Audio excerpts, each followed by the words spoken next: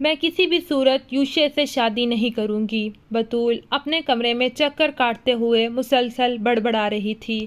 کاش آج میرے ماں باپ زندہ ہوتے تو مجھے اتنی پریشانی کا سامنا نہ کرنا پڑتا۔ اب میری بات یہاں پر سننے والا کوئی نہیں ہے، میں کیا کروں؟ ایسا کرتی ہوں کہ نوید سے بات کرتی ہوں، مگر کوئی فائدہ نہیں۔ بطول نے کچھ سوچتے ہوئے خود ہی اپنی بات کی نفی کی۔ میرے خیال سے مجھے یوشے سے بات کرنی چاہیے، بھلا اسے گاؤں کی لڑکی میں کیا دلچسپی ہوگی؟ ہاں یہ ٹھیک ہے، وہ سوچتی ہوئی یوشے کے کمرے کی طرف چل پڑی، کیونکہ یہ ایک آخری امید تھی۔ یوشے جو سلیپنگ ڈریس پہنے سونے کی تیاری کر رہا تھا، دروازے پر ہوتی دستک سے چونکا اور بے ساختہ گھڑی کی طرف دیکھا جہاں رات کے 10 بج رہے تھے۔ آ جائیں۔ اجازت ملتے ہی بطول ڈری سہمی سی اندر داخل ہوئی، جسے اس وقت اپنے کمرے میں دیکھ کر یوشے کو شدید حیرت ہوئی، کیونکہ آج سے پہلے کبھی ایسا نہیں ہوا تھا۔ بطول آپ اور اس وقت خیریت؟ یوشے جو بستر پر نیم دراز تھا اٹھ کر کھڑا ہو گیا۔ بطول کو اب اپنے آنے پر شرمندگی سی ہونے لگی، شاید اس نے غلط فیصلہ کیا ہے۔ شدید سردی کے باوجود بھی اس کی ہتھیلیوں میں پسینہ آنے لگا، نگاہ مسلسل یوشے کے پاؤں پر تھی۔ آپ کی طبیعت ٹھیک ہے نا؟ آئیں بیٹھیں۔ یوشے نے بطول کی گھبراہٹ کو کم کرنے کے لیے دوستانہ لہجہ اپنایا۔ وہ دراصل میں ایک بہت ضروری بات کرنا چاہتی ہوں، آپ پلیز برا مت مانیے گا، یہ ہم دونوں کے فائدے کی بات ہے۔ بطول نے یوشے کو دیکھنے سے اجتناب کیا، جبکہ یوشے بڑی دلچسپی سے اس کے تاثرات دیکھ رہا تھا جو پل پل بدل رہے تھے۔ میں آپ سے شادی نہیں کرنا چاہتی، آپ پلیز اس شادی کے لیے منع کر دیں۔ بطول کی بات پر یوشے نے اسے مشکوک نظروں سے گھورا۔ یہ کام تو آپ خود بھی کر سکتی ہیں، مشورہ دیا۔ اگر میں خود کر سکتی تو آپ کو کبھی نہ کہتی، اگر میں نے انکار کیا تو بڑی سرکار۔ بطول نے بیچارگی سے پہلی بار یوشے کی طرف دیکھا۔ سوری، مجھے افسوس ہے کہ آپ نے پہلی بار مجھے کوئی کام بولا ہے، مگر میں آپ کی کوئی مدد نہیں کر سکتا۔ اگر اس کے علاوہ کوئی کام ہو تو میں حاضر ہوں، یوشے نے پاؤں ہلاتے ہوئے بے نیازی سے جواب دیا، جو اب اس کے سامنے بیٹھا اسے گھور رہا تھا۔ دیکھیں پلیز میری مدد کریں، آپ باہر سے اتنا پڑھ لکھ کر آئے ہیں، بھلا ایک گاؤں کی لڑکی سے شادی کرتے اچھے لگیں گے؟ یوشے پہلی بطول کی بات پر بے ساختہ مسکرایا۔ یہ کہاں لکھا ہوا ہے کہ آکسفورڈ کا پڑھا لکھا ایک گاؤں کی لڑکی سے شادی نہیں کر سکتا؟ اور رہی بات اچھا لگنے کی، تو یوشے حیدر ہر حال میں اچھا لگتا ہے۔ اس کا مطلب ہے کہ آپ میری کوئی مدد نہیں کریں گے؟ بطول نے صوفے سے اٹھتے ہوئے آخری بار پوچھا۔ میرے خیال سے میں اردو ہی بولتا ہوں، یوشے نے سر کھجایا۔ آپ کسی کو پسند کرتی ہیں؟ بطول کے جاتے ہوئے قدم یوشے کی آواز پر رکے۔ نہیں، ایسا کچھ نہیں ہے۔ بطول کو اس وقت اپنے دل کی دھڑکن صاف سنائی دے رہی تھی۔ ایسا ہی ہے۔ یوشے قدم قدم چلتا ہوا بطول کے برابر کھڑا ہوا۔ میں نے کہا نا، ایسا کچھ نہیں ہے، آپ مجھ پر الزام لگا رہے ہیں۔ بطول کا چہرہ لال دھواں دھواں ہو رہا تھا، وہ تیزی سے نفی میں سر ہلانے لگی۔ اگر آپ مجھے سچ نہیں بتائیں گی تو میں وہ بات جو آپ نے ابھی تھوڑی دیر پہلے کہی صبح بڑی سرکار کو بتا دوں گا۔ آپ اچھی طرح جانتی ہیں کہ بڑی سرکار میری بات پر آنکھ بند کر ایمان لاتی ہیں، چاہے وہ جھوٹ ہی کیوں نہ ہو۔ یہ تو پھر سچ ہے، سوچ لیں۔ یوشے کی بات پر بطول کو اپنا سانس رکتا ہوا محسوس ہوا۔ آپ ایسا کچھ نہیں کریں گے؟ بطول نے مان سے کہا۔ میں بالکل ایسا ہی کروں گا، اور پھر آپ کے ساتھ جو بڑی سرکار کریں گی وہ آپ مجھ سے بہتر جانتی ہیں۔ یوشے کی بات پر بطول کو اپنا سر گھومتا ہوا محسوس ہوا۔ مجھے چکر آ رہے ہیں۔ بطول نے بے ساختہ اپنا سر پکڑا۔ آپ چکر دے رہی ہیں؟ یوشے اپنی جگہ سے ایک انچ بھی نہیں ہٹا تھا۔ بطول، آپ مجھے بتائے بغیر اس کمرے سے باہر نہیں جا سکتی۔ اس سے پہلے بطول دروازہ کھولتی، یوشے نے ہینڈل پر ہاتھ رکھ دیا۔ پلیز۔ بطول نے بے بسی سے یوشے کو دیکھا۔ ٹھیک ہے، اگر آپ کسی کو پسند نہیں کرتی تو بقول آپ کے تو پھر آپ کو اس شادی پر کوئی اعتراض نہیں ہونا چاہیے۔ اگر آپ کسی کو پسند کرتی ہیں تو بتا دیں، شاید پھر میں اس شادی سے منع کر دوں، مگر شرط ہے کہ وہ شخص مجھ سے بہتر ہوگا۔ یوشے کی باتیں بطول کی حالت خراب کر رہی تھی۔ کچھ بھی تھا، نوید بہرحال یوشیا سے بہتر نہیں تھا، مگر بطول نے دل میں سوچا، مجھے کوئی پسند نہیں ہے اور مجھے اس شادی سے بھی کوئی مسئلہ نہیں ہے، وہ تو میں آپ کے لیے کہہ رہی تھی۔ بطول کی بات پر یوشیا نے ہینڈل سے ہاتھ اٹھا لیا۔ بڑی سرکار بالکل ٹھیک کہتی ہیں، یہ لڑکی اتنی معصوم نہیں جتنی نظر آتی ہے، مگر سوچنے والی بات یہ ہے کہ اتنے سخت ماحول میں اسے عشق ہو گیا کیسے اور کس سے؟ یوشیا نے بطول کے جاتے ہی اپنی عقل کے گھوڑے ڈھرائے۔ آکاشا، تم دن بدن بدتمیز ہوتے جا رہے ہو۔ آج پھر تم نے کمپیوٹر لیب میں کیا کیا ہے؟ مسز افندی شدید غصے میں تھیں۔ پیاری ماما جانی، آپ اس وقت گھر میں ہیں، اس لیے یونی کو چھوڑ دیں۔ وہاں کیا ہوا، کب ہوا اور کیسے ہوا، بعد میں پوچھ لینا۔ ابھی مجھے شدید بھوک لگی ہے، سینڈوچ بنا دیں، میں تھک گیا ہوں، آکاشا نے صوفے پر پھیلتے ہوئے کہا۔ بس ہر وقت سینڈوچ ہی کھاتے رہا کرو، باقی کھانے تو تمہیں ڈاکٹر نے منع کر رکھے ہیں۔ مسز افندی بڑبڑاتی ہوئی کچن میں چلی گئیں۔ اب آپ صرف سینڈوچ ہی مزے کا بناتی ہیں تو اس میں میرا کیا قصور ہے؟ آکاشا نے شرارت سے کہا اور ریموٹ سے ٹی وی آن کیا۔ یوشیا میرے کھانے کی اتنی تعریفیں کرتا ہے، حیدر کو بھی میری کوکنگ بہت پسند ہے، مگر تم، مسز افندی نے ایک افسوس بھری نظر آکاشا پر ڈالی، ماں کے بارے میں بکواس کرتے ہوئے شرم تو نہیں آتی؟ کم از کم ماں کو تو بخش دیا کرو، مسز افندی نے غصے سے کہا۔ یوشیا اور حیدر صاحب کا قیامت والے دن الگ سے حساب ہوگا۔ دونوں تعریفیں کر کے خود سائٹ پر ہو گئے ہیں اور مجھ معصوم کو پھنسا دیا ہے۔ ان دونوں کو اگر صرف ایک مہینہ آپ کے ہاتھ کا کھانا کھانے کو ملے تو میں حلفیہ قسمیہ کہہ سکتا ہوں کہ ان کی رائے میرے جیسی ہی ہو جائے گی۔ آکاشا، مسز افندی نے اسے ٹوکا، ویسے بڑے دن ہو گئے ہیں آپ کے محبوب کا فون نہیں آیا۔ اللہ جانتا ہے، اگر میں نے اپنی ان خوبصورت آنکھوں سے آپ دونوں کا نکاح نامہ نہ دیکھا ہوتا تو یوں آپ کو چھپ چھپ کر بات کرتا دیکھ کر کچھ اور ہی سمجھتا۔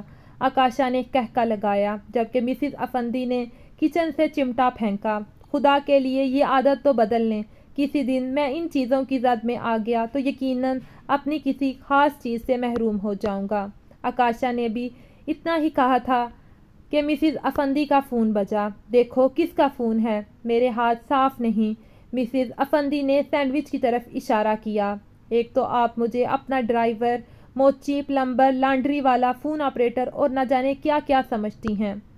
نہیں سمجھتی تو بیٹا نہیں سمجھتی۔ آکاشا بولتا ہوا کال ریسیو کرنے لگا، مگر پھر رک گیا۔ آپ کے محبوب کا فون ہے، اٹھا لوں؟ آکاشا نے کچن کے دروازے میں کھڑے ہوتے ہوئے پوچھا۔ تمہارے باپ کا بھی ہے، بس سینڈوچ تیار ہونے والا ہے، میں ذرا انڈا فرائی کر لوں؟ مسز افندی نے خوش دلی سے جواب دیا، مگر فون بج بج کر بند ہو گیا تھا۔ سوری، میں نہیں اٹھا سکتا، وہ اس وقت اپنی بیگم سے رومانس کرنے کے موڈ میں ہوں گے۔ اور میری آواز سنتے ہی آکاشا کہہ کر قہقہ لگانے لگا۔ بہت بے شرم ہو۔ مسز افندی نے سینڈوچ کی پلیٹ آکاشا کو تھمائی اور خود کیچپ پکڑ کر باہر آ گئیں۔ آپ بھی کھائیں گی؟ آکاشا نے حیرت سے پوچھا۔ ظاہری سی بات ہے، اب میں اپنے لیے کوئی الگ چیز تو بنانے سے رہی، مسز افندی نے کہتے ہوئے سینڈوچ اٹھائی۔ تبھی فون دوبارہ بجا۔ کہاں تھی؟ وہی مہربان لہجہ، وہ آکاشا کے لیے سینڈوچ بنا رہی تھی۔ نہایت فرما برداری سے جواب دیا۔ اچھا، وہ گھر پر ہے؟ حیدر افندی حیران ہوئے۔ جی، یک لفظی جواب دیا۔ میری اس سے بات کروائیں۔ حیدر افندی کے کہنے پر مسز افندی نے آکاشا کی طرف دیکھا، جو مسلسل نام گردن ہلا رہا تھا۔ ادن بات کروائیں۔ دوسری طرف سے اصرار کیا گیا۔ وہ ابھی واش روم گیا ہے، آتا ہے تو بات کرواتی ہوں۔ مجبوراً مسز افندی نے جھوٹ بولا، جس پر آکاشا نے داد دی۔ ادن، آپ نے اولاد کی خاطر جھوٹ بولنا بھی سیکھ لیا ہے، حیدر افندی نے سرد لہجے میں کہا۔ نہیں، وہ اصل میں، مسز افندی کو بہت افسوس ہوا۔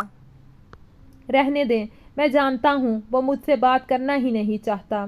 حیدر افندی کے جواب پر آکاشا نے خاموش تالیاں بجائیں۔ ایم سوری حیدر، مسز افندی دکھی ہو گئیں۔ کوئی بات نہیں، اپنا خیال رکھا کریں، مجھے ہر پل آپ کی فکر رہتی ہے۔ حیدر افندی نے کہہ کر فون بند کر دیا۔ وہ ناراض ہو گئے ہیں؟ مسز افندی نے آنسو بھری آنکھوں سے آکاشا کو دیکھا۔ وہ راضی کب تھے؟ आकाशा ने मुंह साफ करते हुए टिश्यू पेपर फेंका, फिर रोती हुई अदन की तरफ देखा। आप जैसे लोगों के लिए किसी ने क्या खूब कहा है। हम अक्सर अपने चाहने वालों की लंबी कतार को छोड़कर उस एक शख्स के पीछे जलील होने को पहुंच जाते हैं जिसे हमारी परवाह तक नहीं होती। और लाउंज से चला गया जबकि अदन की आंखों में बरसात जारी थी। बाऊ नवीद, जीप तैयार करो, आज हम स्कूल का दौरा करेंगे। यूशे के हुक्म पर नवीद ने बंदे और जीप तैयार कर तो ली, मगर दिल अजीब सी उलझन का शिकार था कि यूशे साई को आज अचानक स्कूल के दौरे का ख्याल कैसे आया। गांव की कच्ची पक्की गलियों से जीप गर्द उड़ाती जा रही थी। साई, स्कूल की इमारत काफ़ी बोसीदा है। बच्चे ज़्यादातर सहन में लगे पीपल की छाँव में पढ़ते हैं। फर्नीचर के नाम पर सिर्फ एक कुर्सी है जो मास्टर जी अपने बैठने के लिए इस्तेमाल करते हैं। अगर आप स्कूल के लिए ग्रांट मंजूर करवा दें तो आने वाली नस्लें आपको दुआएं देंगी। तुम्हें किसने कहा है कि मैं स्कूल के मसाइल हल करने के लिए जा रहा हूँ? यूशे के जवाब पर नवीद हैरान हुआ मगर बोला कुछ नहीं। बड़ी सरकार को बिल्कुल पसंद नहीं है कि स्कूल को किसी भी किस्म की ग्रांट दी जाए। उन्हें लड़कियों का पढ़ना सख्त नापसंद है और मैं कोई ऐसा काम नहीं करना चाहता जिससे वो नाराज़ हों। मैं सिर्फ इस मास्टर जी नामी मखलूक से मिलना चाहता हूँ। देखूँ तो सही क्या चीज़ है। तुम्हारे समेत सारे गांव वाले ही मास्टर जी की रट लगाए रखते हैं। साईं, स्कूल की हालत इतनी अच्छी नहीं है। आपके जूते और कपड़े ख़राब हो सकते हैं। अगर आपने सिर्फ मास्टर जी से ही मिलना है तो इनके घर चलते हैं, वो करीब भी है और स्कूल से बेहतर भी। नवीद की बात पर यूशे मुस्कुरा दिया। चल बाऊ नवीद, तेरी बात मान लेते हैं, इसी बहाने उस लड़की से मुलाकात भी हो जाएगी। यूशे ने दिल में सोचा। साईं, मास्टर जी का घर आ गया है, आगे क्या हुक्म है? आप अंदर जाएंगे या इन्हें बाहर बुला लूं? नवीद ने जीप को रोकते हुए पूछा। यूशे को नवीद की बात पर हैरत का शदीद झटका लगा। यहाँ घर कौन सा है? ये सब तो देखने में यूशे ने बमुश्किल सख्त अल्फाज इस्तेमाल करने से गुरेज किया। साईं, ये सामने वाला घर इनका है। नवीद ने उंगली से जिस तरफ इशारा किया था यूशे ने इस सीमत देखा। सिंगल स्टोरी कच्चा मकान और दरवाजे के नाम पर टीन की एक चादर थी। मास्टर जी के हालात काफ़ी पतले लगते हैं, यूशे ने तबसरा किया, जिस पर नवीद ने सर हिलाया। सरकार, मेरे ख्याल से मैं यही मास्टर जी को बुला लाता हूँ। नवीद कहता हुआ जीप से उतर गया जबकि यूशे के बंदे पिछली जीप में थे। गली में देखते देखते ही बच्चों बड़ों की रश लग गई, जबकि औरतें मुंह ढांपे दरवाज़ों से लटक रही थीं। धूप और मक्खियों की वजह से यूशे को शदीद कोफ्त हो रही थी। थोड़ी देर बाद दरवाजे से अकेले नवीद को निकलता देखकर यूशे को गुस्सा आ गया। साईं, मास्टर जी की बेटी बीमार है, वो इसे लेकर अस्पताल गए हैं। नवीद ने ड्राइविंग सीट संभाल ली। ख्वामख्वाह तुमने मेरा वक्त ज़ाया किया। यूशे का मूड ख़राब हो गया।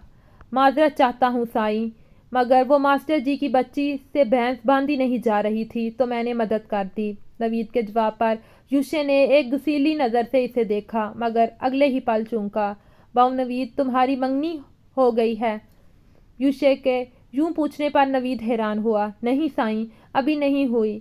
नवीद ने सामने सड़क पर देखते हुए जवाब दिया। अच्छा, एक बात बताऊं, ये बतूल बीबी को कहीं भी लाने और ले जाने का काम तुम ही तो करते हो ना, तो कभी तुमने इनके आसपास किसी मर्द को देखा है? यूशे के सवाल पर नवीद ने बेसाख्ता ब्रेक लगाई, जिस पर जीप घूम गई और दोनों के सर डैशबोर्ड से टकराए। सॉरी साईं, मेरा ध्यान कहीं और चला गया था। आपको चोट तो नहीं लगी? नवीद ने फौरन माजरत की और यूशे की तरफ देखा जो अपना माथा सहला रहा था। मुझे तो नहीं, मगर तुम्हारे माथे से खून निकल रहा है। यूशे के इशारे पर नवीद ने अपने माथे को हाथ लगाया। साईं, आप क्या पूछ रहे थे? नवीद ने अपने तासुरात नॉर्मल करते हुए पूछा। दफ़ा करो, तुम पहले अस्पताल की तरफ जीप मोड़ो। इतना खून बह रहा है, मेरे ख्याल से तुम्हें टांके लगेंगे। यूशे की बात पर नवीद ने फौरन अमल किया मगर दिल किसी अनहोनी की तरफ इशारा कर रहा था। बतूल बीबी, आपकी मोहब्बत कहीं मेरे लिए सजाए मौत न ठहरे। नवीद दिल में बतूल से मुखातिब ड्राइविंग कर रहा था। नवीद डिस्पेंसरी से अपनी पट्टी करवाकर बाहर जा रहा था जब नज़र मास्टर साहिब पर पड़ी। मास्टर जी, आप यहाँ? नवीद ने झुककर सलाम करते हुए पूछा। برخودار مجھے چھوڑو اور یہ بتاؤ کہ تمہیں سر پر کیا ہوا ہے۔ ماسٹر جی نے ہمیشہ کی طرح شفقت سے جواب دینے کے بعد نوید کی خیریت پوچھی۔ بس وہ اچانک سڑک پر پتھر آ گیا تھا تو جیپ میرے کنٹرول سے باہر ہو گئی، نوید نے مسکراتے ہوئے جواب دیا۔ اپنا خیال رکھا کرو، تم بہت اچھے ہو اور تم جیسے نوجوانوں کی ہمارے گاؤں کو بہت ضرورت ہے، ماسٹر جی نے پیار سے کہا۔ وہ آج یوشے سائیں آپ سے ملنے آپ کے گھر گئے تھے، مگر پتہ چلا کہ آپ گھر پر موجود نہیں ہیں، خیریت تھی؟ نوید نے یوشے سائیں کے جانے کی اطلاع انتہائی خوبصورتی سے ماسٹر جی تک پہنچائی۔ یوشے سائیں میرے گھر کیوں آئے تھے؟ ماسٹر جی کو کسی انہونی کا احساس ہوا۔ ویسے ہی وہ ہر کسی سے آپ کے بارے میں سن کر لگتا ہے آپ کی شخصیت سے متاثر ہو گئے ہیں، نوید نے ماسٹر جی کی پریشانی کو ختم کرنے کے لیے ہلکے پھلکے انداز میں جواب دیا۔ اچھا، ماسٹر جی نے گہری سوچ میں ڈوبی آواز ساتھ کہا۔ آپ یہاں کیسے آئے؟ نوید نے پوچھا۔ وہ رات میں امثال کو بچھو نے کاٹ لیا تھا، اتنا سخت بخار رہا ہے، اس لیے صبح ہسپتال لایا ہوں۔ بخار تو ابھی بھی ہے مگر پہلے سے فرق ہے۔ ماسٹر جی کی بات پہ نوید نے سر ہلایا۔ ابھی بھی تمہارے ساتھ یوشے سائیں ہیں؟ نہیں، انہیں تو میں ڈیرے پر اتار آیا تھا، ادھر سرکاری ہسپتال میں وہ کیسے رہ سکتے ہیں؟ ماسٹر جی کے سوال پر نوید نے جواب دیا۔ اچھا ماسٹر جی کے جاتے ہیں۔ نوید کا دماغ ایک بار پھر بطول کی طرف چلا گیا۔ آخر ایسا بی بی نے کیا کیا ہوگا جو یوشے سائیں یوں مجھ سے پوچھ رہے ہیں؟ اتنا سمجھایا تھا میں نے انہیں، مگر یہ امیر اور خوبصورت لڑکیاں اتنا کند ذہن کیوں ہوتی ہیں؟ نوید اپنی سوچوں میں گم ہسپتال کی سیڑھیاں اترنے لگا۔ حرم، ایک کپ چائے بنا دو، حارث نے کمرے میں جھانکتے ہوئے کہا۔ وہ تو ممانی ساتھ بازار گئی ہے، کیا میں بنا دوں؟ مہم نے ڈرتے ڈرتے پوچھا۔ نیکی اور پوچھ اس میں بلا پوچھنے والی کیا بات ہے؟ بنا کر لا دو، میں نے تو چائے ہی پینی ہے، چاہے تم بناؤ یا حرم۔ حارث کی بات پر وہ مسکراتی ہوئی چائے بنانے چلی گئی۔ دادو، کیا ہو رہا ہے؟ حارث نے تخت پوش پر تقریباً گرنے والے انداز میں بیٹھتے ہوئے اس سمیرہ بیگم سے پوچھا۔ کچھ نہیں، بوڑھے بندے نے کیا کرنا ہوتا ہے سوائے پرانی یادوں کے۔ دادو نے پیار سے حارث کے سر پر ہاتھ پھیرا۔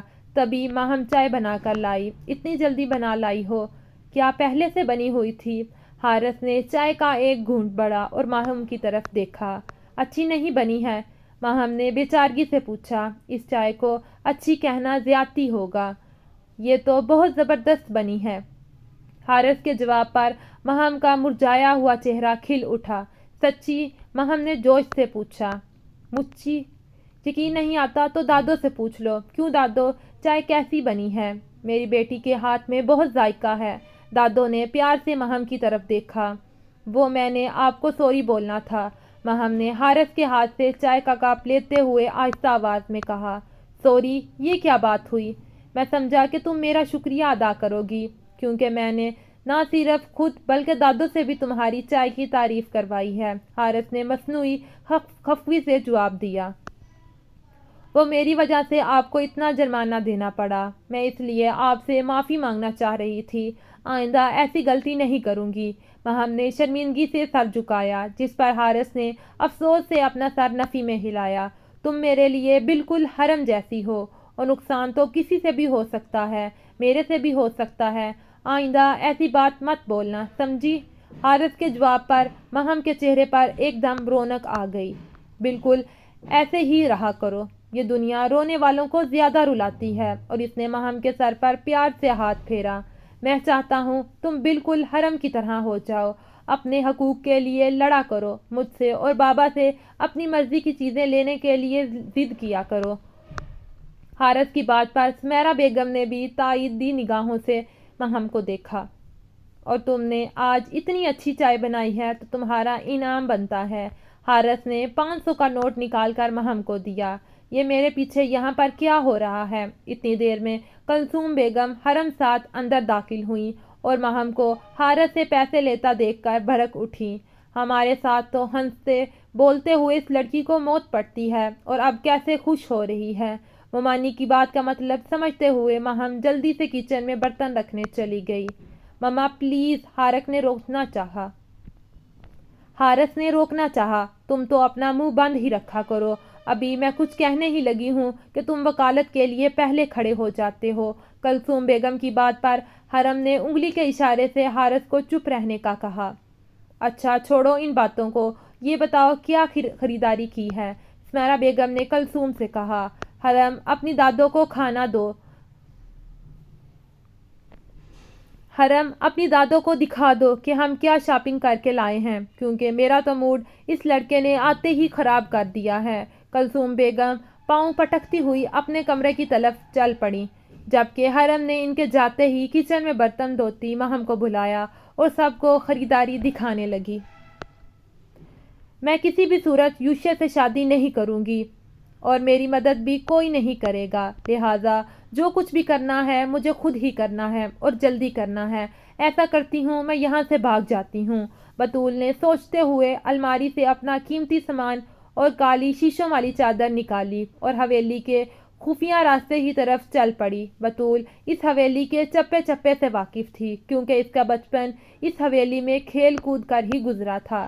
رات کے اس پہر شدید اندھیرا تھا، مگر کیونکہ بطول کو یہ راستہ زبانی یاد تھا، اس لیے وہ سیدھا چلتی ہوئی حویلی سے باہر نکل آئی۔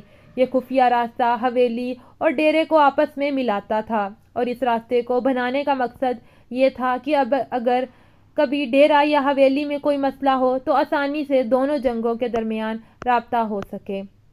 اب اسے نوید کی خوش قسمتی کہیں یا بطول کی بدقسمتی، مگر ڈیوٹی پر آج نوید موجود تھا۔ قدموں کی چاپ سے چونکا۔ کون ہے وہاں؟ نوید نے ایک راہداری کی طرف ٹارچ سے روشنی ڈالی۔